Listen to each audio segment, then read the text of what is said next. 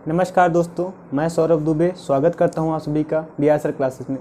जैसा कि हमने आपको क्लास 9 का पहला चैप्टर हमारे आसपास के पदार्थ आपको पढ़ा दिया था दोस्तों, उससे संबंधित कुछ महत्वपूर्ण सवाल जो है वो आपको मैं इस वीडियो में करवाना चाहता हूं।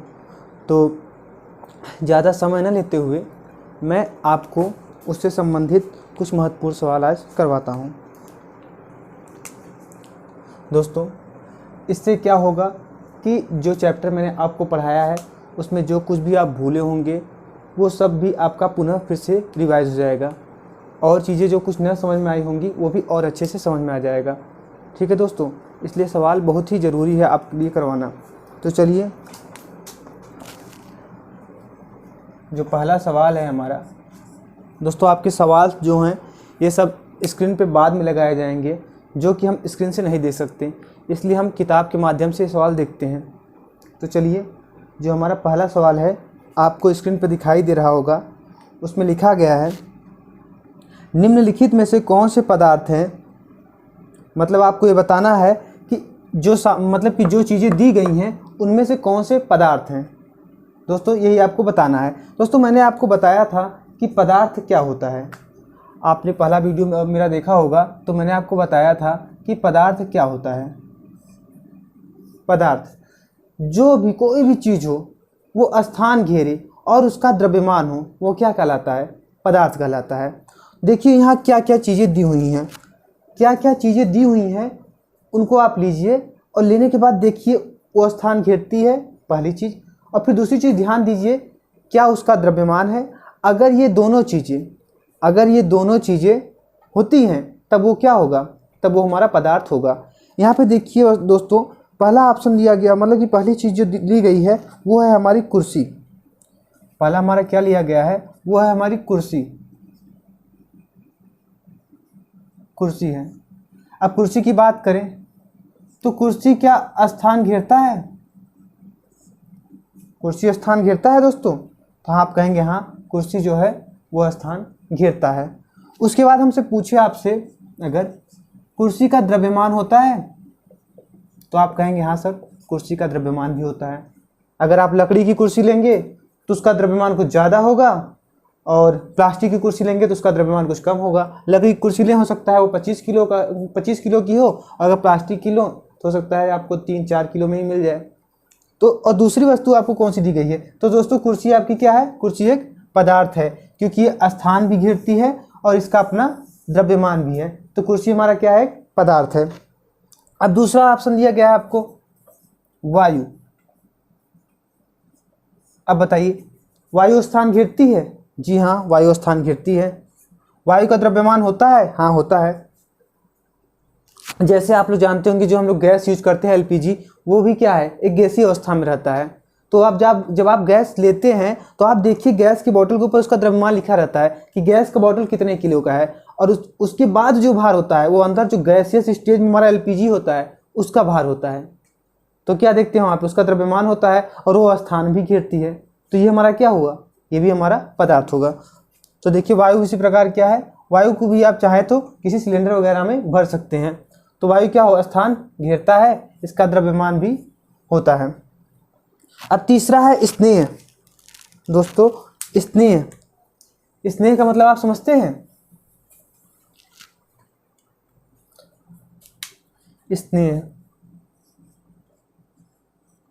स्नेह मतलब होता है प्यार। दूसरी सरल भाषा में समझिए, प्यार। ये बताइए, क्या यह स्थान घेरता है? क्या इसका द्रव्यमान होता है? क्या आपने कभी सुना है अपने मम्मी पापा से या किसी से कि पापा मुझे 25 किलो प्यार करते हैं और मम्मी कम प्यार करती हैं, मम्मी तो मुझे 5 ही किलो प्यार करती हैं, या तुम पापा मेरे जो हैं वो 5 किलो प्यार करते हैं और मम्मी 60-70 किलो प्यार करती हैं, या फिर कुछ होता है कुछ कि मम्मी पापा बहुत ज़्यादा प्यार करते हैं, हो सकता है वो और ज़्यादा। चलो थोड़े समय के लिए हम मान लेते हैं कि ये पदार्थ है स्नेह। तो जाहिर सी बात है, पदार्थ है तो क्या होगा? ये स्थान घेरेगा। स्थान घेरेगा नहीं, क्योंकि पदार्थ स्थान घेरता है। और फिर इसका द्रव्यमान भी होगा, जो कि नहीं होता। ना तो ये स्थान घेरता है ना तो इसका द्रव्यमान होता है। लेकिन अगर प्यार पदार्थ है तो क्या होगा? ये स्थान भी घेरेगा, इसका द्रव्यमान भी होगा। और जब पदार्थ है तो उसकी अवस्था भी होगी। पदार्थ की अवस्था होती है, तीन अवस्थाएं होती हैं, ठोस, द्रव, गैस। अगर मान ली गैसियस अवस्था में है प्यार, तो आपके और आपके मम्मी पापा के बीच में लोग आ जा सकते हैं, भैया प्यार बीच में है लेकिन अवस्था गैसियस से लोग गुजर जाएंगे। और मान लीजिए अवस्था आपकी द्रव हो गई, तो आपके और आपकी मम्मी के प्यार के बीच में कोई आएगा तो बह जाएगा द्रव के साथ में, ऐसा हो सकता है। और अगर कहीं वो ठोस हो गई, उसकी अवस्था पदार्थ की ठोस हो गई, तब तो कोई नहीं जा सकता, भैया उन लोगों के बीच में प्यार है, वहाँ से नहीं गुजर सकते। तो जो अच्छा हुआ प्यार पदार्थ नहीं है, फिलहाल प्यार पदार्थ नहीं होता है। मैंने आपको सिर्फ ऐसे समझाने के लिए बता दिया कि अगर प्यार पदार्थ होता तो क्या होता, क्योंकि स्नेह जो है वो न तो स्थान घेरती है और न तो इसका कोई द्रव्यमान होता है, इसलिए स्नेह भी हमारा पदार्थ नहीं है। अब अगली चीज दी हुई है गंध। गंध गंध के विषय में बताइए, गंध के विषय में आपको क्या लगता है, गंध पदार्थ है या नहीं है? तो दोस्तों गंध जो है ये पदार्थ नहीं है। आपको लगता होगा कि गंध स्थान घेरता है, क्योंकि आपने महसूस किया होगा कि गंध एक जगह, एक स्पेसिफिक जगह पे होता है। तो ऐसी कोई बात नहीं है, क्योंकि गंध अगर होगी तो आप मान लेता हूँ कि गंध स्थान घेर भी रही है, तो आप उसका द्रव्यमान निकाल सकते हैं? नहीं निकाल सकते, क्योंकि आप उन पार्टिकल, एयर के पार्टिकल्स को ही तौल सकते हैं। वहाँ पे गंध की जैसी कोई चीज़ है ही नहीं जिसको आप तौल सकें, तो उसका द्रव्यमान आप निकाल ही नहीं सकते। तो दोस्तों गंध जो है हमारा, न तो ये स्थान घेरती है, न तो इसका द्रव्यमान होता है। ठीक है, गंध हम सिर्फ महसूस करते हैं, गंध हमारी महसूस होने वाली चीज़ है, न तो इसका द्रव्यमान होता है। ऐसा नहीं हो सुना आपने, ऐसा सुना नहीं होगा कभी जीवन में कि भाई साहब ने 5 किलो गंध छोड़ दी, ऐसा तो होता नहीं है ना। तो गंध जो है ये कोई न तो इसका द्रव्यमान होता है और न तो कोई ये स्थान घेरती है, क्योंकि आपने देखा होगा क्लास में काफ़ी बच्चे भी गंध छोड़ देते हैं। अगर गंध स्थान घेरता तो क्या होता, मान लीजिए गंध स्थान घेरता और गंध का द्रव्यमान होता तो ही पदार्थ हो जाता, और कहीं वो पदार्थ सॉलिड मतलब कि ठोस अवस्था में होती तो 3-4 बच्चे पूरा क्लास कवर कर लेते हैं। कुछ लोग गंध मतलब कि दुर्गंध ही नहीं होता है, सुगंध भी, कुछ बच्चे परफ्यूम मार के आ जाते हैं, तो परफ्यूम की वजह से हो सकता है काफ़ी ज़्यादा दूर तक कवर कर लें वो। और कहीं परफ्यूम वाली जो गंध है वो उसकी अवस्था द्रव वाली हो गई तो पता नहीं कितने लोग बह जाते हैं। तो ऐसा कुछ नहीं होता है, गंध जो है हमारा पदार्थ नहीं होता है, ये बात अपने दिमाग में आप रख लीजिए। और बादाम, बादाम तो काफ़ी महंगा है, हम तो नहीं खा पाते, लेकिन हाँ देखे हैं बादाम को। बादाम कुछ इस प्रकार से होता है। तो बादाम स्थान देख रहे हैं आप, स्थान घेरता है बादाम, हाँ बादाम स्थान घेरता है।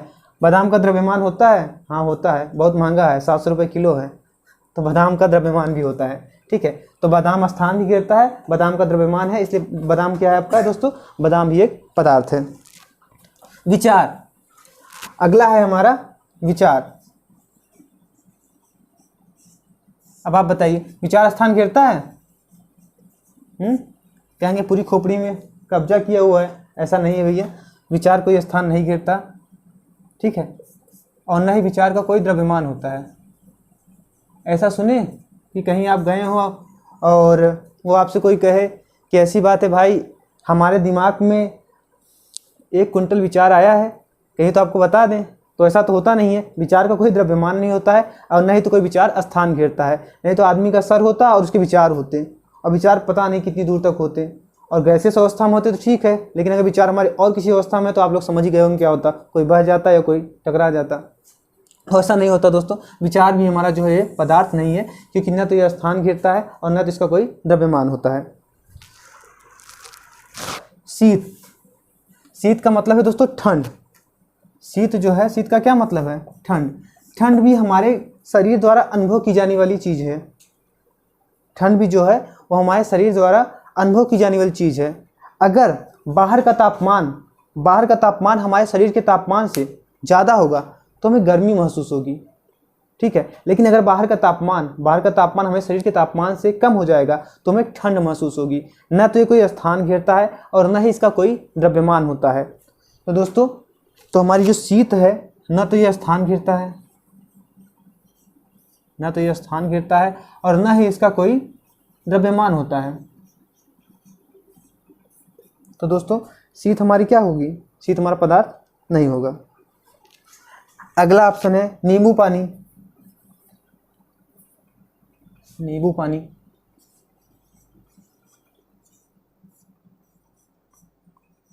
अब नींबू पानी के विषय में आप क्या बोलेंगे? ये तो भैया स्थान घेरता है, द्रव्यमान भी उसका होता है, ठीक है, ये दोनों चीज़ें होती हैं। तो नींबू पानी हमारा क्या हो गया? ये भी हमारा हो गया पदार्थ हो गया। अब लास्ट इसमें बच रहा है वो है इत्र की सुगंध। इत्र की सुगंध, इसके विषय में आप क्या कहेंगे?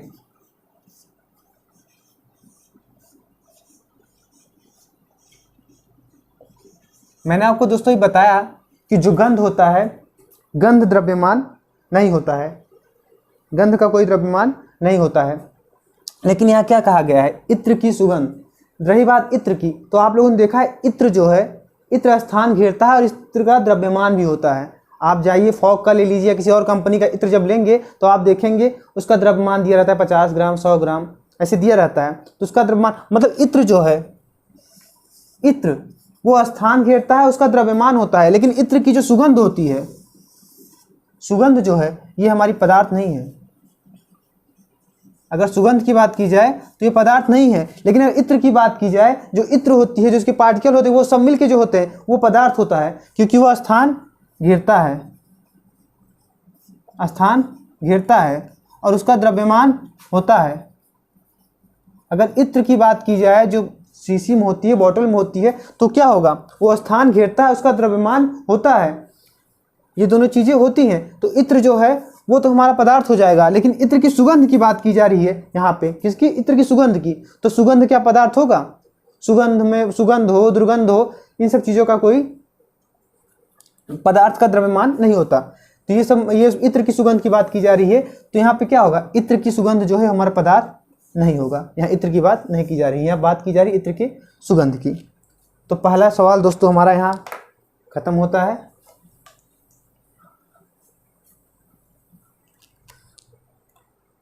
अब दूसरा सवाल, ठीक है दोस्तों, अब दूसरा सवाल आपको स्क्रीन पे दिख रहा होगा। दूसरा सवाल है इसमें दोस्तों, निम्नलिखित प्रेक्षण के कारण बताएं। गर्मा गर्म खाने की गंध कई मीटर दूर से ही आपके पास पहुंच जाती है, लेकिन ठंडे खाने की महक लेने के लिए आपको उसके पास जाना पड़ता है। दोस्तों प्रश्न के कहने का मतलब है, गर्मा गर्म जो भोजन होता है उसकी महक काफ़ी दूर तक चली जाती है। अक्सर आप महसूस किए होंगे, खाना या भोजन पड़ोसी घर बनता है और हम लोग अंदर अपने घर में बैठे थे, लेकिन महसूस हो जाता है कि वहाँ कुछ बन रहा है। और अगर ठंडा भोजन हो तो पता ही नहीं चलता, जब तक एकदम उसके पास न जाओ तब तक हमें पता नहीं चलता कि उस मतलब कि वो कैसा है सुगंध। ऐसा क्यों होता है? इसके विषय में जानते हैं हम दोस्तों। इसका कारण है वाष्पन। इसका कारण दोस्तों वाष्पन। मैंने आपको बताया था दोस्तों, वाष्पन किन किन चीज़ों पर निर्भर करता है। वाष्पन आपका निर्भर करता है तापमान पर, मतलब समझते हैं? अगर तापमान ज़्यादा होगा तो वाष्पन ज़्यादा होगा। और एक था क्षेत्रफल। अगर क्षेत्रफल ज़्यादा होगा तो वाष्पन ज़्यादा होगा। और एक थी वायु की वेग। अगर वायु का वेग ज़्यादा होगा तब भी हमारा वाष्पन ज़्यादा होगा। और एक था आर्द्रता। आर्द्रता के विषय में इसके जस्ट उल्टा होगा। अगर आर्द्रता कम होगी, अगर आर्द्रता कम होगी तब हमारा वाष्पन क्या होगा? ज़्यादा होगा। अब देखिए इसका क्या संबंध है हमारे गर्मा गर्म खाने से। दोस्तों जब हमारा खाना गर्मा गर्म होता है, जब हमारा खाना गर्मा गर्म होता है तो देखिए, मान लीजिए ये है, ये हमारा भोजन बन रहा है किसी मटके में, यहूदा मटका बन गया। ये देखिए, ये हम पका रहे हैं अपनी खिचड़ी, कुछ भी है, ठीक है, यहाँ पे बन रहा है। अब यहाँ क्या होता है दोस्तों? टेम्परेचर बहुत ज़्यादा होता है, टेम्परेचर बहुत ज़्यादा होता है। तो जो इसके सबसे ऊपर के पार्टिकल हैं, सबसे ऊपर के पार्टिकल हैं, इनके पास काफ़ी ज़्यादा क्या मिल जाती है इनको जो हम उष्मा देते हैं नीचे से, उष्मा की वजह से इनको क्या होता है? काफ़ी हीट मिल जाती है। और उष्मा जब इनको काफ़ी मिल जाती है तो इनकी गतिज ऊर्जा काफ़ी हो जाती है। और जब इनकी काफ़ी हो जाती है गतिज ऊर्जा, तो क्या होते हैं? यहाँ से बाहर आ जाते हैं। और बाहर आने के बाद एक माध्यम पा जाते हैं, वायु। वायु के पार्टिकल भी यहाँ टहलते रहते हैं। वायु के पार्टिकल को आपको दूसरे तरीके से दिखा दे रहे हैं आपको हम, मान लीजिए दूसरे कलर से। ये यहाँ से निकला पहली बात, ये आपका भोजन का जो कोई पार्टिकल निकल गया, और आपके जो बाहर है यहाँ पे बाहर आपको मिल गए एयर के पार्टिकल, ये आपके एयर पार्टिकल हैं। जैसे यहाँ पर आया, इसके पास काफ़ी ऊर्जा थी, गतिज ऊर्जा थी। इन लोगों के संपर्क में आने के बाद आप मान लीजिए यहाँ कहीं थे, मायूस कुछ इस प्रकार आप हैं, ठीक है, आप यहाँ बैठे हुए थे। अब यहाँ जैसे ही यहाँ से ये पार्टिकल निकला भोजन का, ये बाहर आया, तो इसको किसका मिल गया? साथ वायु का। इसके पास गति जो पहले से ही काफ़ी थी, तो ये बहुत तेज़ी के साथ गति करती है, धीरे धीरे हमारे नाक के पास से ये वायु गुजरती है। तो क्या होता है, हमें महसूस हो जाता है कि कुछ चीज़, जैसे सुगंध हमारे नाक में जाती है, हमें महसूस हो जाता है कि भाई कुछ तो जो है बन रहा है। लेकिन अगर भोजन ठंडा हो गया, टेम्परेचर उसका घट गया, बिल्कुल टेम्परेचर जब घट गया उसका, तब क्या वाष्पीकरण इसी दर से होगा? क्या इतनी तेजी के साथ वाष्पन होगा? नहीं दोस्तों, तब ये वाष्पन नहीं होगा। लेकिन हाँ, जब आप भोजन के बिल्कुल नज़दीक पहुँचेंगे, जब नज़दीक पहुँचेंगे वाष्पन तब भी हो रहा होगा, लेकिन वाष्पन की जो दर है वो धीरे होगी। तब यहाँ एकदम नज़दीक, यहाँ जब इतनी दूरी से आप मान चलिए 500 मीटर की दूरी पर थे, ठीक है, यहाँ आपको सुगंध मिल गई थी, लेकिन अब ये सुगंध आपको नहीं मिल पाएगी। ठीक है दोस्तों, तो ये सवाल भी आपका समाप्त होता है। उम्मीद करता हूँ कि आप इसे समझ गए होंगे।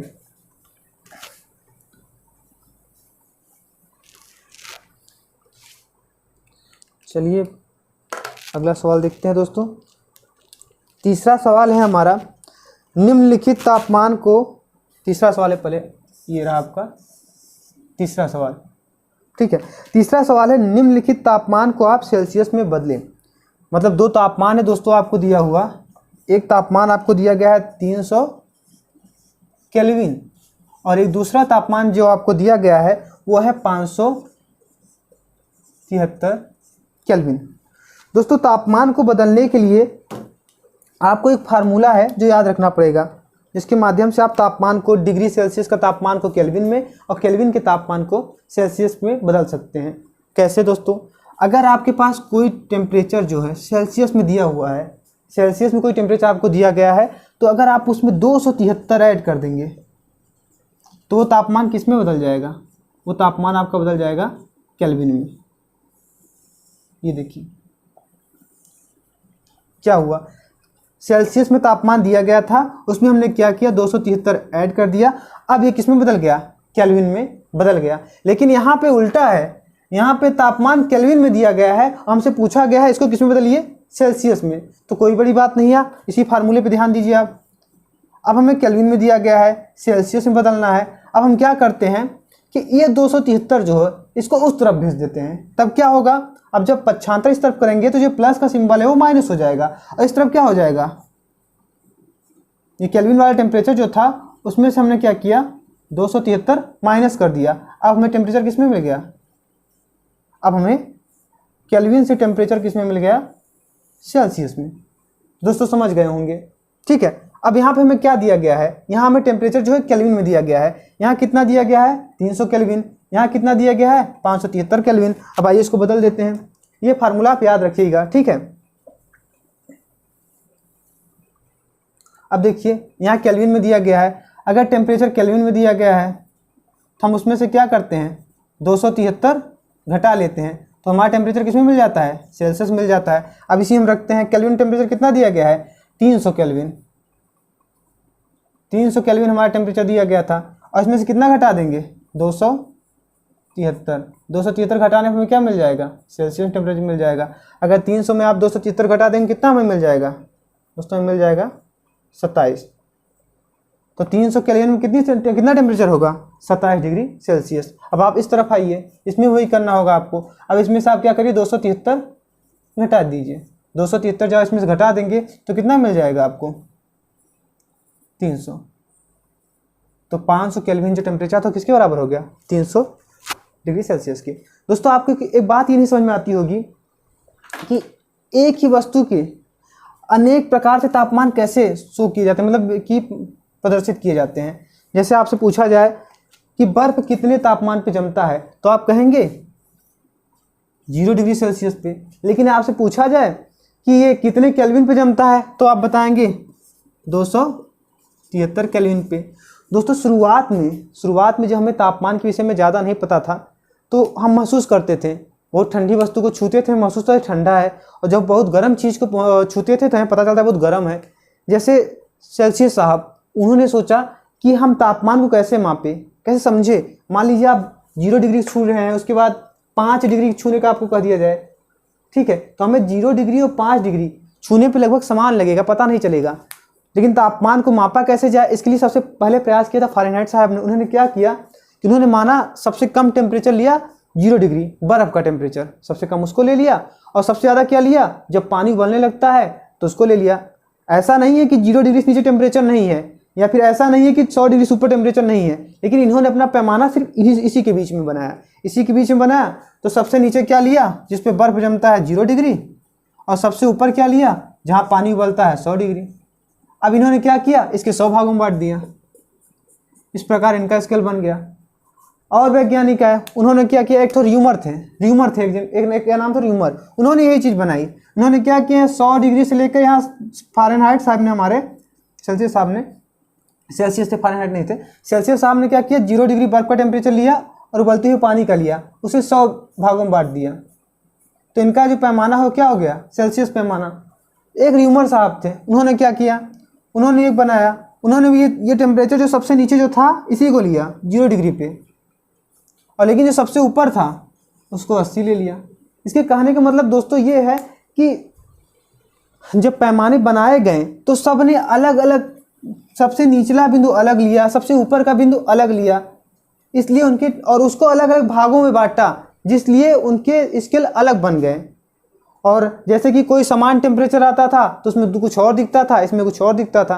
तो हमें ज़्यादा इसमें समझना नहीं, बस ये समझ लीजिए कि अलग अलग वैज्ञानिकों ने सबसे निचला बिंदु अलग माना, सबसे ऊपर का बिंदु अलग माना, जिसकी वजह से हमारे पैमाने जो है वो उन्होंने उसमें अंतर आता है। और एक पैमाना और है फारेनहाइट। आपसे सिर्फ यही इतना पूछा जाएगा कि सेल्सियस को केल्विन में, केल्विन को सेल्सियस में बदलिए। और एक फार्मूला और आप ध्यान दीजिए, फारेनहाइट थे, उन्होंने भी एक स्केल बनाया था। तो हमसे अगर पूछ ले कि फारेनहाइट को सेल्सियस में बदलिए, तो उसका फार्मूला है C/5 =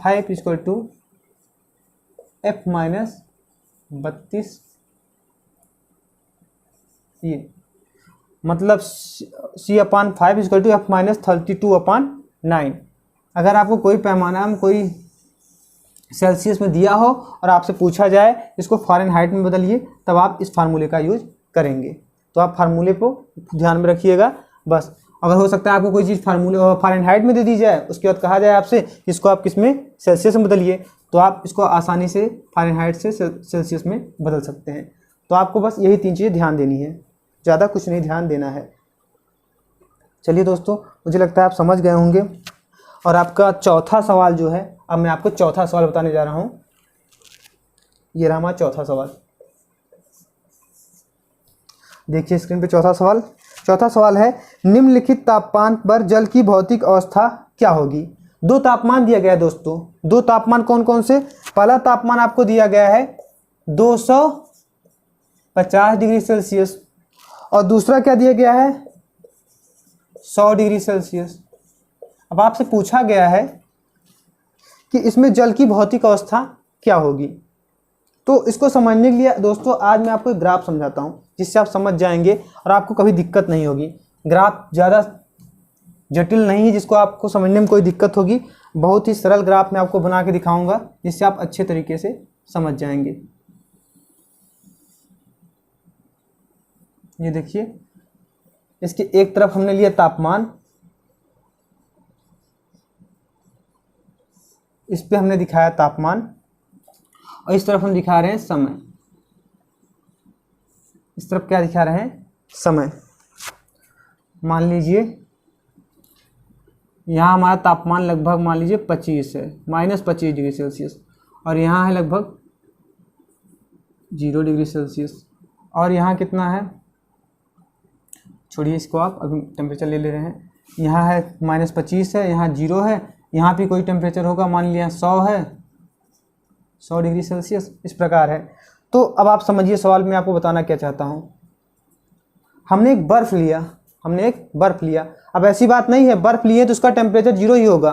बर्फ़ का टेम्परेचर 0 से नीचे भी होता है, बर्फ का टेम्परेचर, हाँ 0 डिग्री पर ही बर्फ बनना स्टार्ट होता है, ठीक है। लेकिन ऐसा नहीं है बर्फ का टेम्परेचर सिर्फ 0 ही होता है, बर्फ का टेम्परेचर 0 से काफ़ी नीचे भी होता है। जब आप बाहर जाएंगे तो उससे 0 से काफ़ी नीचे टेम्परेचर भी आपको मिलेंगे। बड़े बड़े ग्लेशियर जो है उनका तापमान माइनस में रहते हैं। तो मान लीजिए वहीं से हम कोई बर्फ का टुकड़ा ले आए और उस बर्फ का तापमान कितना है, -25। अब बताइए जो बर्फ है वो हमारा किस स्टेज में रहता है, किस अवस्था में रहता है बर्फ? बर्फ हमारा रहता है ठोस अवस्था में। अब हम बर्फ लेकर आए, उसका तापमान कितना था, -25 था। अब हमने क्या किया, उसको ताप देना स्टार्ट किया। जब हमने उसको उष्मा देनी स्टार्ट की तो उसका क्या हुआ, तापमान बढ़ना स्टार्ट हुआ। अब देखिए मान लीजिए हमने यहाँ हमारा 25 डिग्री का जो बर्फ है, यहाँ से हमने इसको क्या किया, ताप देना स्टार्ट किया। अब जब ताप देंगे जाहिर सी बात है कुछ समय भी लगेगा। मान लीजिए धीरे धीरे हमने तापमान देना शुरू किया, लगभग यहाँ तक कुछ समय तक, मान लीजिए 2 3 4 5 जो समय लगा और कुछ समय खर्च हुआ हमारा, और समय खर्च होने के बाद उसका तापमान बढ़ना स्टार्ट हुआ। अब बढ़ते बढ़ते बढ़ते बढ़ते कुछ समय खर्च होने के बाद उसका तापमान कितना पहुंच गया, अब इसका तापमान पहुंच गया 0 डिग्री सेल्सियस। -25 डिग्री बर्फ थी, उसको हमने कुछ तापमान दिया, अब उसका तापमान कितना हो गया, 0 डिग्री सेल्सियस। दोस्तों आपको पता होगा जब बर्फ 0 डिग्री सेल्सियस पहुंच जाता है तो उसको जब उससे ज़्यादा हीट दी जाती है तब उसका तापमान नहीं बढ़ता, सिर्फ परिवर्तित होती है उसकी अवस्था, और जो उष्मा खर्च होती है वो उसकी अवस्था परिवर्तन में खर्च होती है। अब हमने यहाँ क्या किया, फिर से उष्मा देना स्टार्ट किया, तो क्या होगा, अब यहाँ से तापमान इसका नहीं बढ़ेगा, अब इसकी अवस्था परिवर्तित होगी। हमने देखा कुछ देर तक ये क्या हुआ, यहाँ से यहाँ तक उसका तापमान देखिए 0 ही रहा। अब ये का शुरुआत में आप देखिए जब यहाँ पर पहुँचे थे तो ये हमारा जो बर्फ था वो था 0 डिग्री का। इस अवस्था में क्या था, बर्फ, वो भी 0 डिग्री का। लेकिन जब आप यहाँ से लेटेंट हीट आपने इसकी निकाल ली, अब ये क्या हो गया, 0 डिग्री का पानी। तो दोस्तों यहाँ पे आप क्या देख रहे हैं कि 0 डिग्री पे बर्फ है या 0 डिग्री पे पानी भी है। अगर आपसे कोई पूछ ले कि दोस्तों 0 डिग्री पे क्या होता है, तो आप क्या कहेंगे? कुछ लोग कहेंगे 0 डिग्री बर्फ होता है, कुछ लोग कहेंगे नहीं भाई 0 डिग्री पानी होता है। ऐसी कोई बात नहीं, 0 डिग्री पे बर्फ और पानी दोनों होता है, ठीक है। तो आप समझ गए ना, क्योंकि देखिए शुरुआत में जब टेम्परेचर इसका 0 हुआ बर्फ का, तो किस अवस्था में था, बर्फ था, लेकिन 0 डिग्री का बर्फ। लेकिन जब हमने उस बर्फ से उसकी लेटेंट हीट, गुप्त उष्मा निकाल ली, तब क्या हुआ, गुप्त उष्मा निकालने के बाद या फिर ये क्या बदल गया, अब 0 डिग्री के पानी में बदल गया। अब ये पानी में बन गया है, तो पानी जब बन गया है तो फिर हम क्या करेंगे, इसको फिर उष्मा देना स्टार्ट करेंगे। हमने उष्मा देना बंद नहीं किया, सबसे पहले हमने उष्मा दिया तो -25 का जो बर्फ था वो कितना बदल के बन गया, 0 डिग्री का बर्फ बन गया। उसके बाद फिर हम उष्मा दे रहे हैं तो 0 डिग्री के बर्फ से क्या बन गया, 0 डिग्री का पानी बन गया। अब हम फिर उष्मा देना स्टार्ट कर दिए, अब ये 0 डिग्री के पानी से टेम्परेचर का बढ़ना शुरू हो गया, मान लीजिए यहाँ तक बढ़ा, ठीक है। अब ये क्या देख रहे हैं आप देखिए यहाँ पे, यहाँ कितना टेम्परेचर है, यहाँ टेम्परेचर दोस्तों है 100 डिग्री, कितना है, 100 डिग्री सेल्सियस।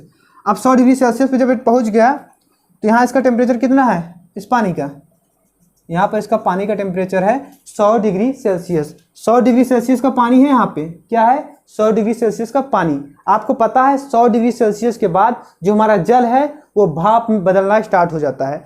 लेकिन यहाँ जब पहुँचा तो इस जल का टेम्परेचर कितना था, 100 डिग्री सेल्सियस। अब उसके बाद ये क्या होगा, भाप में बदलने लगेगा। भाप में बदलने पे क्या होगा, अवस्था परिवर्तन। और हमने आपको बताया था जब भी अवस्था परिवर्तन होता है तो तापमान नहीं बढ़ता। अब फिर इसके साथ भी होगा, तापमान नहीं बढ़ेगा। अब ये क्या होगा, यहाँ से यहाँ तक में, यहाँ पर हमारे पास क्या था, 100 डिग्री का पानी। अब हमारे पास यहाँ पर क्या हो जाएगा, जब इसको और लेटेंट हीट दे देंगे तब क्या होगा, अब 100 डिग्री के भाप में बदल जाएगा। दोस्तों यहाँ पर क्या था, 100 डिग्री का बर्फ, यहाँ पे क्या, सॉरी 100 डिग्री का पानी था यहाँ पे, और यहाँ पर क्या है आपका 100 डिग्री का भाप। आप पूछेंगे बीच में क्या है, बीच में बर्फ पानी दोनों साथ हैं। तो आप क्या देख रहे हैं कि 100 डिग्री पे हमारी पानी भी है और 100 डिग्री पे हमारे पास क्या है, भाप भी है। 100 डिग्री पे जैसे आप देख रहे थे 0 डिग्री पे क्या था, 0 डिग्री पे बर्फ और पानी दोनों था, वैसे ही 100 डिग्री पे पानी और वाष्प, भाप दोनों रहेंगे यहाँ पे, ठीक है।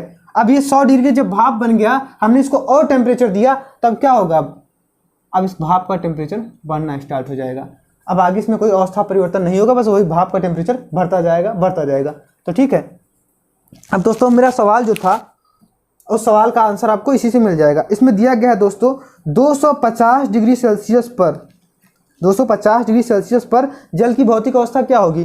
दोस्तों आप देखिए यहाँ पे 25 डिग्री यहाँ है, वही माइनस का, 0 डिग्री यहाँ है, 100 डिग्री यहाँ है। अब 250 की बात कर रहा है, 250 की बात मान कर ये और कहीं ऊपर होगा, मान लीजिए ये रहा 250 डिग्री सेल्सियस। आपको बताइए 250 डिग्री सेल्सियस पे क्या मिलेगा।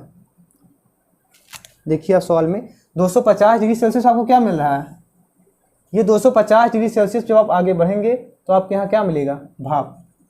250 डिग्री सेल्सियस पर हमें क्या मिलेगा, 250 डिग्री सेल्सियस में जल की भौतिक अवस्था क्या होगी, भाप, या फिर कह दीजिए वाष्प। समझ गए दोस्तों। इस ग्राफ की बदौलत आप कितना कुछ समझ गए। इस ग्राफ को आप ध्यान रखिएगा, ज़्यादा कठिन नहीं है। एक तरफ हमने तापमान लिया है, एक तरफ हमने समय लिया है। अब आप इसको समझिए, आप क्लास 9th में हैं, ठीक है। पहला आपको समझ में आ गया। पहला हमारा क्या था, 250 डिग्री सेल्सियस में जल की भौतिक अवस्था क्या होगी, तो क्या होगी दोस्तों आप बताइए, भाप, ठीक है। और दूसरा तापमान दिया गया है आपको 100 डिग्री सेल्सियस। अब आप बताइए 100 डिग्री सेल्सियस पे क्या होगा, बताइए, पानी होगा, नहीं भाप होगा। पानी होगा भाप होगा, दोनों होगा। आप कह सकते हैं कुछ भी, अगर यहाँ पर होगा तो आप क्या कह सकते हैं, 100 डिग्री सेल्सियस का पानी, यहाँ पर होगा क्या, 100 डिग्री सेल्सियस का भाप पानी, लेकिन भाप होगा, लेकिन हमें पता नहीं है, कुछ दिया नहीं गया है, ठीक है। तो हम क्या कहेंगे, 100 डिग्री पर या तो भाप होगा ये, या तो क्या होगा ये, पानी। तो 100 डिग्री पे क्या होगा, हमें दोनों भौतिक अवस्थाएं मिलेंगी। तो दोस्तों चौथा सवाल भी आपको समझ में आ गया होगा। इस ग्राफ को दोस्तों आप अच्छे से समझ गए होंगे, उम्मीद करता हूं। अब देखिए अगला सवाल जो आपका है वो मैं बताने जा रहा हूं।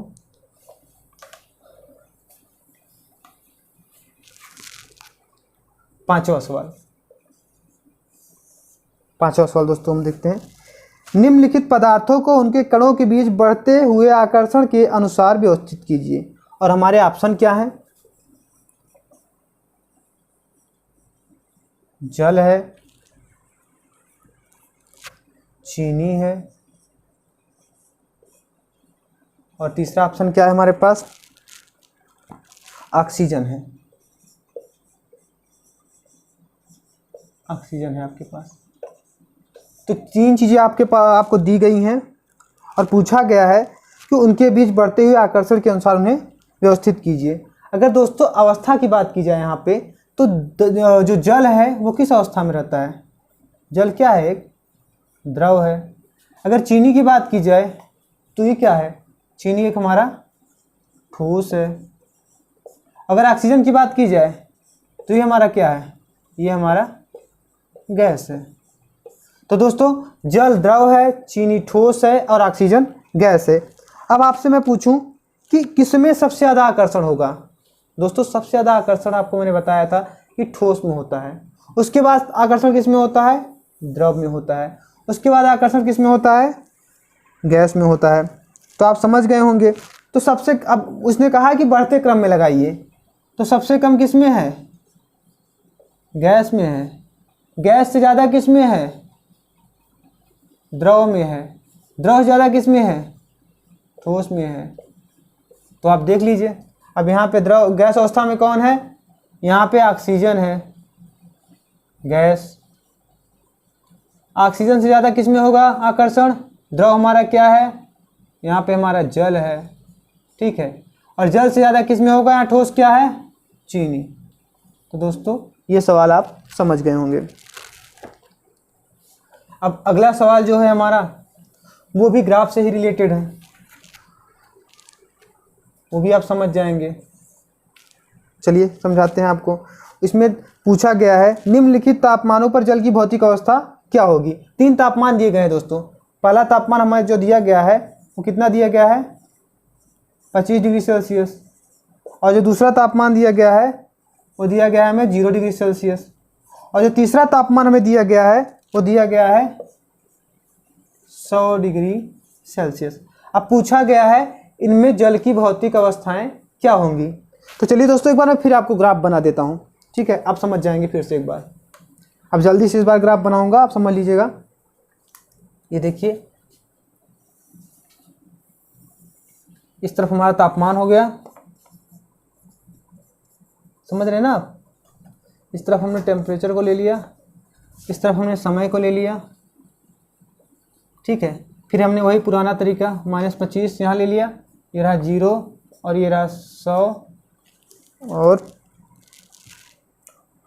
उसके ऊपर 200, इस प्रकार हो गए। चलिए ठीक है, लेकिन यहाँ टेम्परेचर कितना दिया गया है, 100 तक का ही दिया गया है। तो चलिए ठीक है, हमने -25 की बर्फ़ ली, ठीक है। -25 से 0 में जाएगा पहले, और 0 पहुँचने के बाद क्या होगा, इसमें अवस्था परिवर्तन होगा। तो कुछ देर इसका क्या होगा, टेम्परेचर कांस्टेंट रहेगा। फिर क्या होगा, 0 डिग्री जब पानी बन जाएगा फिर इसका टेम्परेचर बढ़ेगा, फिर कहाँ पहुँच जाएगा, 100 डिग्री पे। अब 100 डिग्री जब पानी बन जाएगा तो फिर इसके अवस्था में परिवर्तन होगा।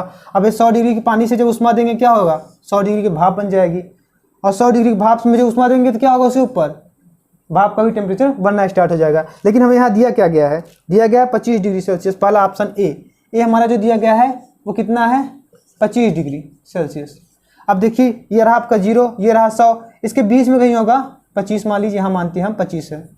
ये कितना टेम्परेचर है, 25 डिग्री सेल्सियस। 25 डिग्री सेल्सियस पे आपको क्या देख रहे हैं यहाँ पर, 25 डिग्री सेल्सियस में क्या मिल रहा है, जल।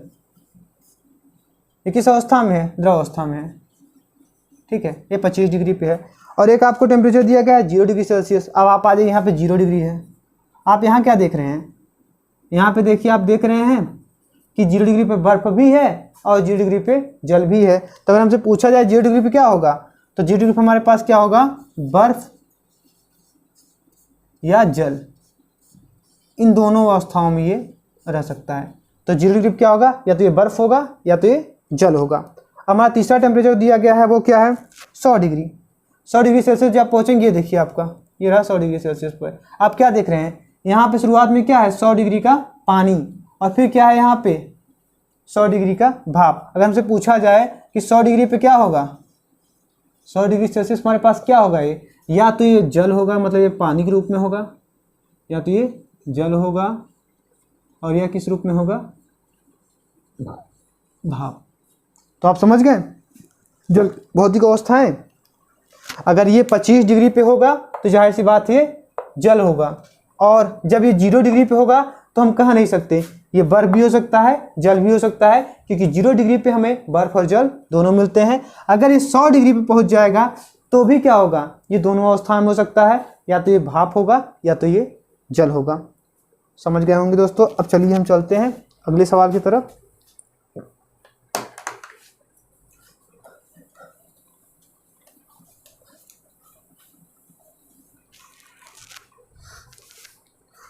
दोस्तों 7वां जो सवाल है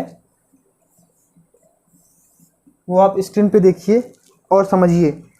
इसमें अवस्था परिवर्तन में A B C D E F ऐसे करके नाम दिए गए हैं, और आपसे पूछा जा रहा है कि इनमें कौन सी अवस्था को, मतलब कि कौन सी प्रक्रिया को क्या कहते हैं। तो चलिए देखते हैं,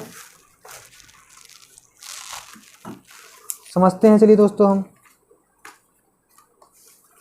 सबसे पहले मान लीजिए हमारे पास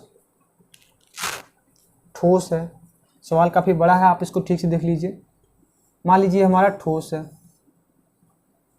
ठीक है दोस्तों, ये ठोस है। उसके बाद क्या है, ये आपका द्रव है, और फिर क्या है आपका गैस है, ठीक है। ठोस और द्रव और गैस। अगर दोस्तों ठोस से द्रव में परिवर्तित हो रहा है जिसको कहा गया है ए, द्रव से गैस में बी। चलिए समझते हैं एक एक करके। अगर गैस से द्रव में तो इसको क्या कहा गया है, सी, और फिर द्रव से ठोस में इसको क्या कहा गया है, बी कहा गया है दोस्तों। और फिर अगर ठोस से सीधे गैस में परिवर्तित होता है तो उसको क्या कहा गया है, ई। मान लीजिए ठोस रहा, यहाँ सीधे किस में परिवर्तित हो रहा है, गैस में, इसको कौन सा प्रोसेस किया गया, ई कहा गया है। अब ये गैस से सीधे किस में परिवर्तित हो रहा है, ठोस में, तब इसको आप क्या कहेंगे, तब आप इसको कहेंगे यफ। अब चलिए अवस्थाओं बताइए कौन सी प्रक्रिया है दोस्तों। अगर ए की बात की जाए, अगर ए की बात की जाए तो ए को हम क्या करेंगे, देखिए दोस्तों, ठोस से क्या होगा, द्रव में परिवर्तित हो रहा है, इसको हम कहते हैं संगलन। हिंदी में इसको क्या कहते हैं, संगलन। अगर आपसे इंग्लिश से पूछ लिया जाए तो इसको आप क्या कहते हैं, मेल्टिंग, या तो इसको मेल्टिंग कहेंगे या तो इसके क्या कहेंगे, फ्यूजन। ठीक है, जब कोई चीज ठोस अवस्था में ठोस अवस्था से द्रव अवस्था में बदलती है तो उसको क्या कहते हैं, संगलन कहते हैं। इंग्लिश की बात की जाए इसको मेल्टिंग या फ्यूजन कहते हैं। और जिस तापमान पर ठोस से द्रव में बदलता है उसको हम क्या कहते हैं, उसका गलनांक कहते हैं। चलिए ठीक है, अब दूसरी तरफ चलते हैं। ये हमारा बी वाला है। अब यहाँ क्या हो रहा है, द्रव से गैस में बदल रहा है। अगर कोई चीज़ द्रव से गैस में बदल रही है दोस्तों तो उसको हम क्या कहेंगे, वाष्पीकरण। वाष्पीकरण इसको कहेंगे, वेपराइजेशन।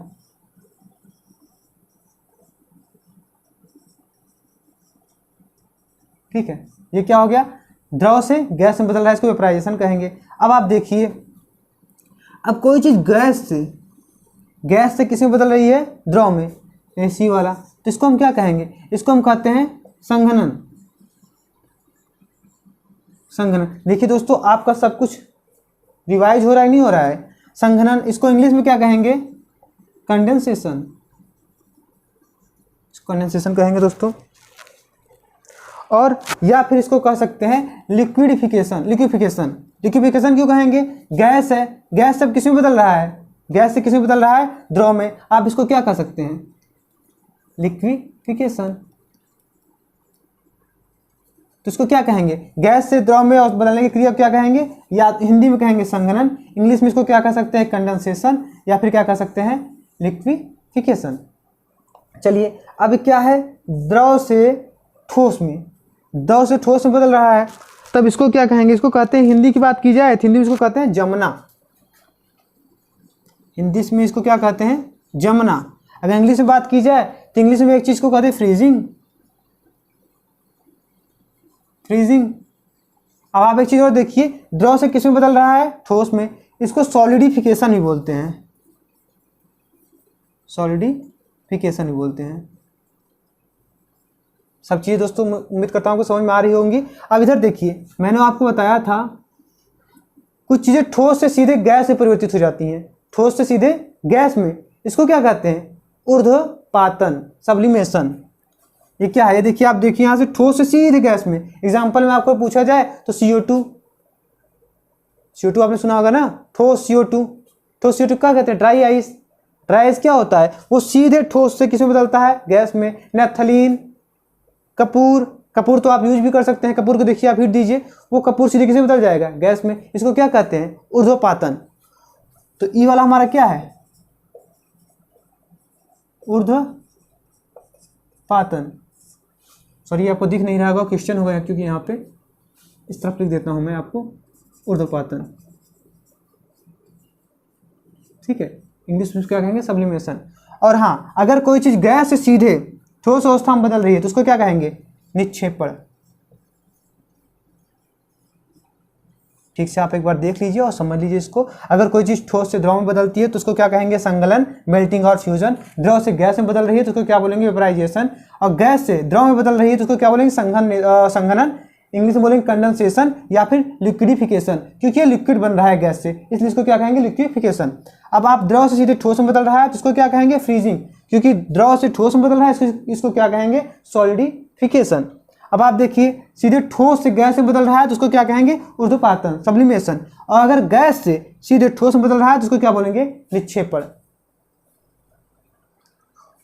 अब चलिए दोस्तों, ये सवाल आपको समझ में आ गया होगा। अब चलिए अगले सवाल की तरफ।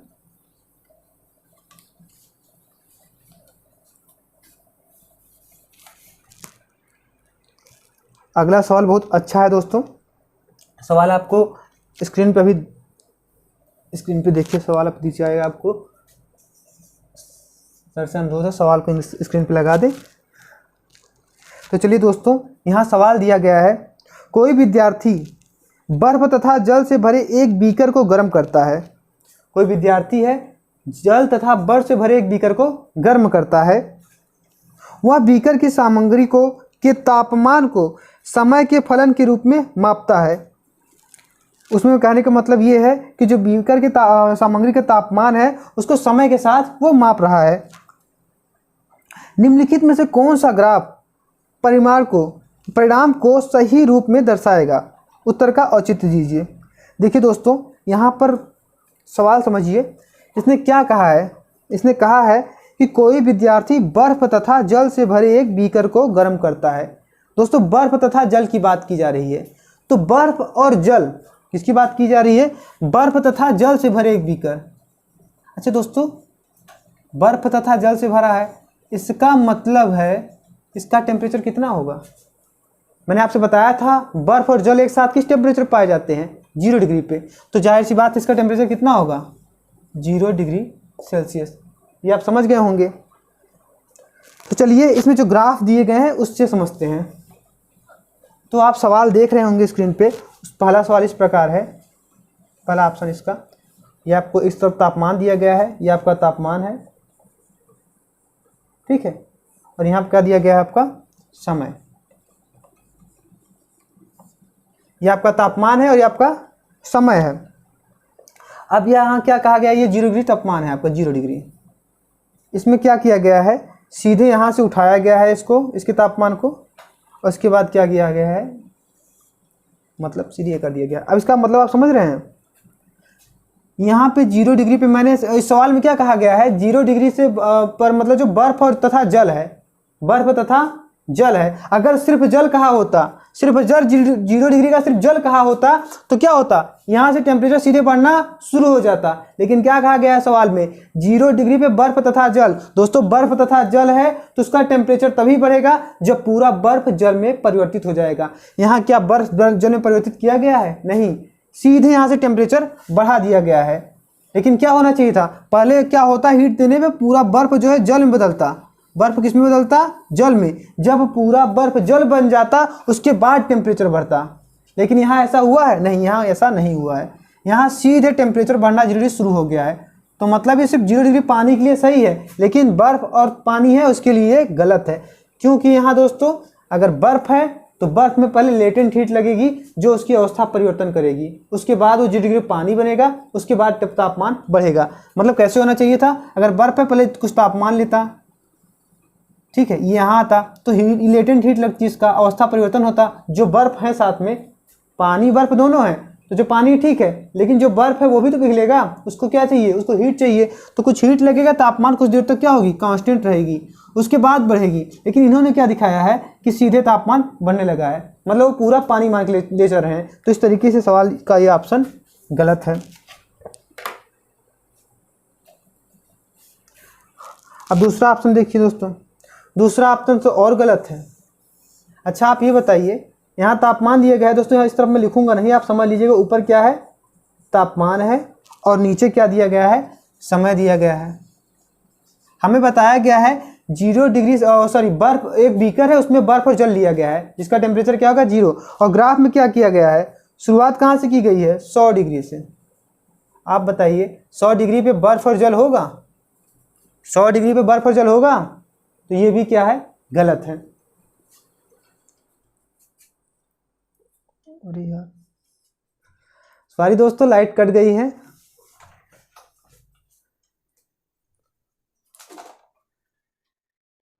चलिए दोस्तों, लाइट आ गई। वैसे रात को लाइट कटती नहीं है, लेकिन काफ़ी रात हुई गई है, पता नहीं कैसे लाइट कट गई। रात को शोर शराबा भी नहीं होता, इसलिए हम लोग आपकी जो वीडियोस हैं हम धर्मराज सर वो रात को ही शूट करते हैं। तो चलिए, जो हमारा 8वां सवाल था उसका पहला ऑप्शन हम समझ गए थे कि पहला ऑप्शन समझ गए थे। दूसरा ऑप्शन था उसमें क्या दिया गया था? 100 डिग्री सीधे लिया था, और कुछ इस प्रकार ग्राफ बना था दोस्तों। यहाँ से ऐसे आया था और फिर ये कहाँ आया था? नीचे आया था। आप ये बताइए, सवाल में बताया गया था बीकर है उसमें बर्फ़ और जल लिया गया है। बर्फ़ और जल जब साथ में लिया गया है तो तापमान शुरुआत में कहाँ कितना होगा? 0 डिग्री होगा। लेकिन इन्होंने क्या दिखाया? शुरुआत में 100 डिग्री दिखाना स्टार्ट कर दिया। इसका मतलब ये है या तो 100 डिग्री पर हमें भाप मिलेगा या तो उबलता हुआ जल मिलेगा। लेकिन हमने लिया क्या है? ना तो उबलता हुआ जल लिया है, ना हमने भाप लिया है, हमने बर्फ़ लिया है उसके साथ में जल लिया है। तो ये भी हमारा ऑप्शन गलत हो जाएगा दोस्तों। अब अगला ऑप्शन देखिए, सी वाला ऑप्शन। यहाँ तापमान है और यहाँ पे क्या है? समय। दोस्तों इस वाली लाइन पे हमने तापमान दिखाया है, इस वाले पे हमने समय दिखाया है। तीसरा जो है, फिर उन्होंने वही गलती की। फिर क्या हुआ है? फिर उन्होंने 100 से शुरू किया है और उसके बाद 0 डिग्री पर। बताइए, पहली बात आप ये बताइए, 100 डिग्री पे जो है, 100 डिग्री पे बर्फ और जल मिलेगा साथ में? नहीं मिलेगा। यहाँ पर उन्होंने वही गलती की है, शुरुआत यहाँ से की है, ये भी आपका गलत होगा। अब चलिए, अब अगला आखिरी ऑप्शन आपका देखते हैं, वो देखिए हम लोग को संतुष्ट करता है कि नहीं। ये देखिए, ये वाला बढ़िया है, इसमें सब कुछ लिखेंगे, क्योंकि ये रहा तापमान और ये रहा समय, ये रहा आपका 0 डिग्री। अब आप यहाँ देखिए दोस्तों, यहाँ पे क्या हुआ है, और ये रहा 100 डिग्री।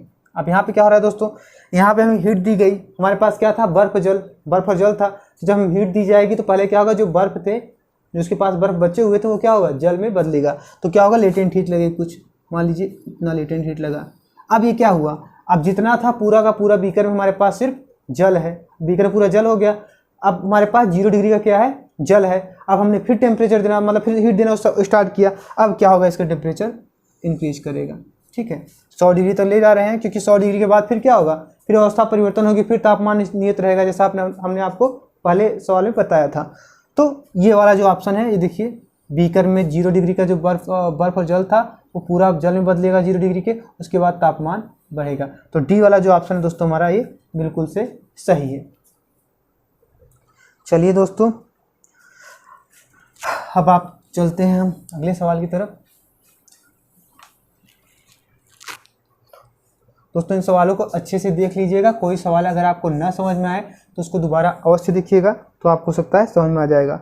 नवा सवाल, जैसा कि आपको स्क्रीन पे दिख रहा होगा, सवाल में कहा गया है, गर्म जल युक्त एक कांच के पात्र को रेफ्रिजरेटर के फ्रीजर भाग, जहां का तापमान जो है वो 0 डिग्री सेल्सियस से कम है।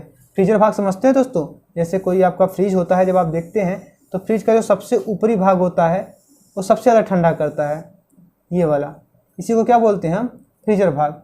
इसमें सवाल में कहा गया है इस फ्रीजर भाग का टेम्परेचर कितना है। इस फ्रीजर भाग का जो टेम्परेचर है वो 0 डिग्री सेल्सियस से भी कम है। मतलब ये माइनस से टेम्परेचर है, माइनस कुछ भी मान लो, मतलब यहाँ पे जब हम कुछ रखेंगे उसका तापमान जो है 0 डिग्री से नीचे जाएगा। ठीक है, उसके आगे सवाल में देखिए, तो जो हमारा गर्म जल युक्त एक कांच के पात्र को रेफ्रिजरेटर के फ्रीजर भाग में रखा जाता है जिसका ताप 0 डिग्री सेल्सियस से कम है। यदि आप पात्र की अंतर वस्तु को तापमान का मापन कर सके, उसके कहने का मतलब है जिस वस्तु को हम यहाँ रख रहे हैं अगर हम उसका ताप माप सकें, उसका ताप हम माप सकें, तब उसके बाद वो क्या कह रहा है, मापन कर सके, तो निम्नलिखित ग्राफ में से कौन सा समय के फलन के साथ ताप में परिवर्तन को सही निरूपित करता है। इसमें भी 4 ग्राफ दिए गए होंगे रंगीन, बिल्कुल लाल रंग के, जो आपको बोर्ड पे दिख रहे होंगे। तो चलिए देखते हैं पहला ग्राफ। दोस्तों सवाल में कहा गया है गर्म जल, ठीक है, गर्म जल है, जाहिर सी बात उसका तापमान ज़्यादा होगा। इस तरफ आप याद रखिए, हम इस बार तरफ तापमान दिखा रहे हैं, ठीक है। अब आगे हो सकता है हम ना लिखें, तब भी समझ लीजिए इस तरफ तापमान दिखाए हैं और नीचे क्या है, समय है। अब उसमें हम फ्रीजर में गर्म जल रखते हैं, तो गर्म जल रखते हैं, मान लीजिए उसका कुछ टेम्परेचर रहा होगा, ठीक है, 0 से ज़्यादा ही होगा। तो गर्म जल मान लीजिए हम उसका कुछ टेम्परेचर यहाँ पे मान लीजिए 35, 36, 37 कुछ टेम्परेचर उसका रहा होगा, ठीक है। तो यहाँ से तापमान कुछ 35, 36 मान लीजिए, मान रहे हैं 37 डिग्री सेल्सियस उसका तापमान था, कितना था, 37। अब क्या हुआ, ये नीचे क्या है हमारा 0 डिग्री। अब क्या होगा, ये ठंडा होना स्टार्ट होगा क्योंकि फ्रिज का तापमान कम है। अब ये ठंडा होगा धीरे धीरे, तो तापमान धीरे समय के साथ समय बढ़ेगा, ऐसा नहीं बिना समय लगे इंस्टेंट 0 हो जाएगा तुरंत तात्क्षणिक।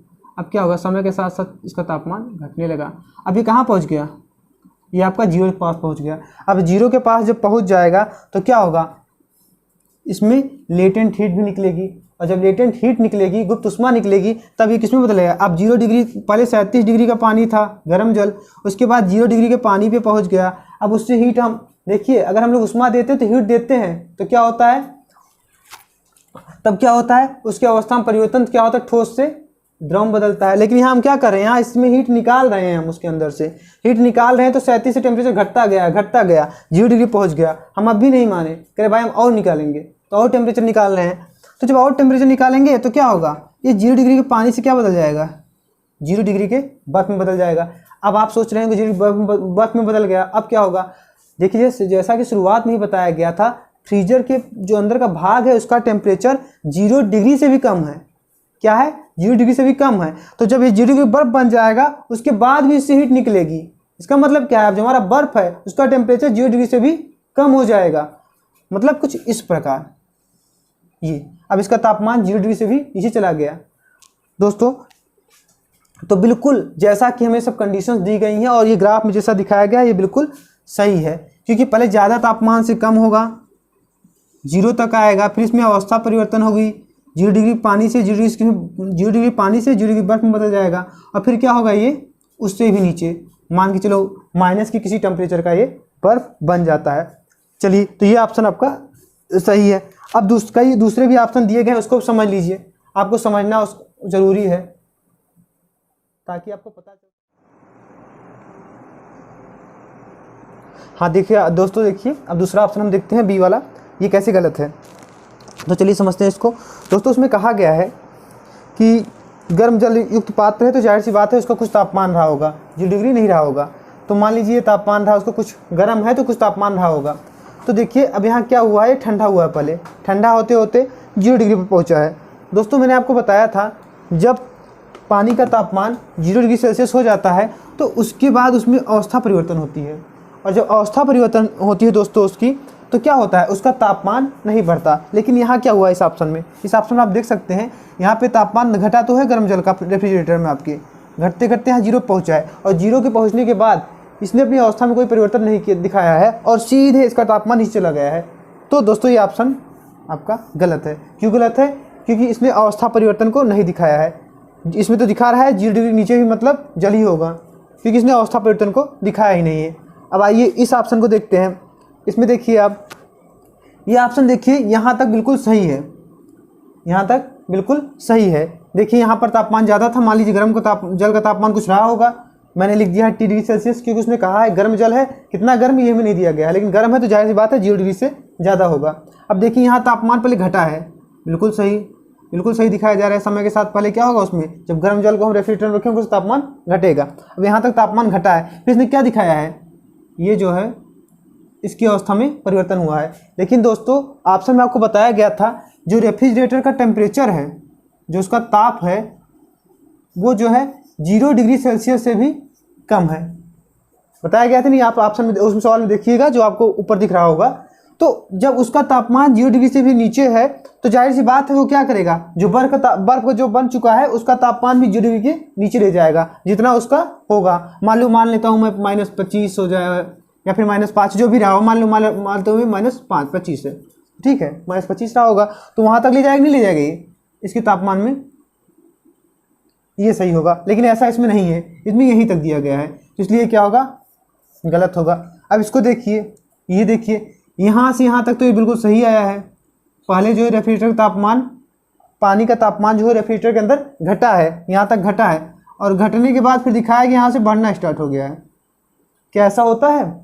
यहाँ पहुँचने के बाद उसके बाद भी जब हीट निकलेगी उसमें अवस्था परिवर्तन होगा, न कि उसका टेम्परेचर बढ़ना स्टार्ट हो जाएगा। तो दोस्तों ये वाला भी आपका ऑप्शन गलत है। तो पहला ऑप्शन जो था इस सवाल का वो सही था दोस्तों। अब चलिए आपको हम 10वें सवाल की तरफ चलते हैं। देखिए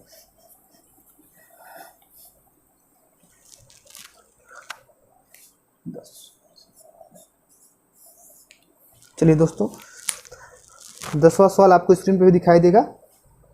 तो देखिए दोस्तों 10वें सवाल में क्या कहा गया है इसको आइए समझते हैं। उसमें कहा गया है दोस्तों, चित्र में देखिए तथा सुझाव दीजिए किस पात्र, 4 पात्र दिए गए हैं दोस्तों, A, B, C और D में वाष्पन की दर सर्वाधिक होगी। चलिए ये समझते हैं, आपको समझाते हैं। 4 पात्र दिए गए हैं, चारों पात्र को देख लीजिए। एक पात्र ये रहा, ठीक है, दूसरा पात्र ये रहा, ठीक है दोस्तों, ये रहा तीसरा पात्र। इसके ऊपर क्या लगा हुआ है?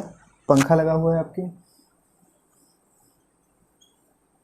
ठीक है, जो घूम रहा है। और एक चौथा पात्र है दोस्तों जो कि ऊपर से ढका हुआ है। इन सब में दोस्तों जल भरा हुआ है। और पूछा गया है किसमें वाष्पन की दर सबसे ज़्यादा होगी। ठीक है, ये पैक्ट है, इन सब में क्या है, पानी भरा हुआ है।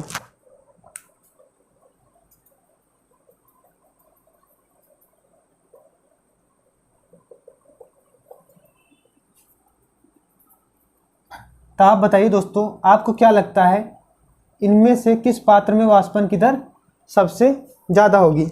आपको क्या लगता है इसमें? तो दोस्तों मैंने आपको बताया था वाष्पन जो है किन चीज़ों पर निर्भर करता है दोस्तों। वाष्पन जो है आपका वो क्षेत्रफल पर निर्भर करता है, क्षेत्रफल पर। और किस पर निर्भर करता है? ताप पर। और किस पर निर्भर करता है? वायु के वेग पर, वायु के वेग पर। और किस पर निर्भर करता है? आर्द्रता पर। दोस्तों जिन चीज़ों का जिक्र सवाल में नहीं किया गया है इसको हम ये मानेंगे वो सभी के लिए समान है। देखिए सवाल में जो है आपको तापमान के विषय में कुछ नहीं कहा गया है, तो जाहिर सी बात है हम सब चीज़ें जो है एक ही जगह पे रखी गई होंगी, तो सभी जो माहौल का हमारे वातावरण का तापमान होगा वो सबके लिए क्या होगा, समान होगा। तो चलिए इसका कोई यहाँ पर कार्य नहीं है। और रही बात आर्द्रता की, आर्द्रता भी यहाँ की जो वायु है सबके लिए समान भी होगी, कि आर्द्रता में कोई परिवर्तन नहीं होगा, वो भी सबके लिए समान होगी, तो आर्द्रता भी नहीं रही। अब आपके पास सिर्फ दो चीज़ें हैं। ठीक है दोस्तों, इन दो चीज़ों से आप बता सकते हैं कि किस पात्र में वाष्पन की दर ज़्यादा होगी। अब आप देखिए इसमें क्या है, इसमें देखिए ये पैक्ड है, ये क्या है, पैक्ड है। तो जाहिर सी बात है इस ऑप्शन के जो आपका डी वाला ऑप्शन है इसके लिए क्या होगा, वायु के वेग का कोई कार्य नहीं होगा, सिर्फ इसके लिए, इसके लिए। और यहाँ भी कुछ नहीं दिखाया गया है। ठीक है, आप यहाँ देखिए जो आपका सी वाला ऑप्शन है और ये आपका बी ऑप्शन है और ये आपका ए ऑप्शन है। अब देखिए शुरुआत करते हैं। यहाँ पर दो ऑप्शन काम खत्म हो गया, पहला तापमान का और एक आर्द्रता का। अब दो ही चीज़ों से हमें चेक करना है कि किसमें वाष्पन की दर ज़्यादा होगी। देखिए दोस्तों इसका क्षेत्रफल ज़्यादा है, ठीक है, इसकी अपेक्षा, तो क्या होगा, इससे ज़्यादा किसमें वाष्पन होगा, इसमें होगा। इससे ज़्यादा क्षेत्रफल किसका है, इसका, इससे ज़्यादा वाष्पन किसमें होगा, इसमें होगा। अब आप देख रहे हैं कि इससे ज़्यादा वाष्पन इसमें भी हो रहा है, इसमें भी हो रहा है, और इससे ज़्यादा वाष्पन इसमें नहीं होगा दोस्तों, क्योंकि ये पैक्ड है। ठीक है, क्षेत्रफल किसका सबसे ज़्यादा है, इन तीनों का क्षेत्रफल देखिए आपको समान दिखाई दे रहा होगा पात्र में, इसका, ए का, सी का और डी का, इनका क्षेत्रफल लगभग समान है। ठीक है, लेकिन इसका क्षेत्रफल कम है, तो इसमें वाष्पन की दर सबसे ज़्यादा नहीं हो सकती। अब देखिए इन दोनों की बात की जाए, इन दोनों में क्या होगा, इन दोनों में देखिए ये खुली सतह इसकी भी है, खुली सतह इसकी भी है, दोनों का क्षेत्रफल तो समान है, लेकिन इसके ऊपर आप ध्यान दीजिए पंखा लगाया गया है। तो आपको पता है वायु के वेग पर भी निर्भर करती है वाष्पन की दर। अब क्या है, क्षेत्रफल दोनों का लगभग क्या है, समान है, और यहाँ क्या है, इसको एक ज़्यादा चीज़ मिल गई है, दूसरी राशि मिल गई है, जो ज़्यादा है वो क्या है, वायु का वेग। तो क्या होगा, इसकी तुलना में क्या होगा, इसमें वाष्पन की दर ज़्यादा होगी। अब देखिए आप चारों ऑप्शन को देखिए और समझिए, ये इसका क्षेत्रफल कम है सबसे ज़्यादा, तो इसमें सबसे ज़्यादा वाष्पन नहीं होगा। इन दोनों की बात की जाए तो इसकी अपेक्षा इसमें वाष्पन ज़्यादा होगा। क्यों ज़्यादा होगा, क्योंकि इसके पास कोई पंखा वगैरह नहीं लगा है, इसमें नॉर्मल दर से या एक सामान्य दर से वाष्पन होगी, लेकिन यहाँ पंखा लगा है, इसकी अपेक्षा इसमें जो वाष्पन है वो ज़्यादा तेज होगा। अब यहाँ देखिए, यहाँ इसको बंद कर दिया गया है, इसमें भी वाष्पन होगा, लेकिन इसके कण जो वाष्पीकृत होंगे वो अंदर ही रह जाएंगे। मान लीजिए यहाँ कोई वाष्पन होता है, बाहर निकलता है यहीं ऊर्जा लेके, तो यही आसपास की दीवार में चिपके रहेंगे, बाहर नहीं जा पाएंगे। ठीक है, तो इनका भी वाष्पन जो है सबसे कम होगा। लेकिन सबसे ज़्यादा हमसे पूछा गया है सबसे ज़्यादा वाष्पन किसका होगा, तो सबसे ज़्यादा वाष्पन हमारा जो है ऑप्शन सी जो आपको दिखाया गया है, क्योंकि इसका क्षेत्रफल भी ज़्यादा है, इसमें पंखा भी लगा दिया गया है। तो ये दोनों चीज़ें जो है आपको इसमें मिल रही हैं, क्षेत्रफल भी, वायु का वेग भी। तो जो हमारा सी ऑप्शन है दोस्तों सही होगा। चलिए दोस्तों, इसी के साथ जो है आपका पहला जो चैप्टर था हमारे आसपास के पदार्थ, उससे संबंधित कुछ महत्वपूर्ण जो सवाल थे हमने आपके लिए करवा दिए। अब हम आपसे मिलेंगे अगले वीडियो में और आपके अगले अध्याय के साथ। उम्मीद करता हूँ आपको ये वीडियो पसंद आई होगी।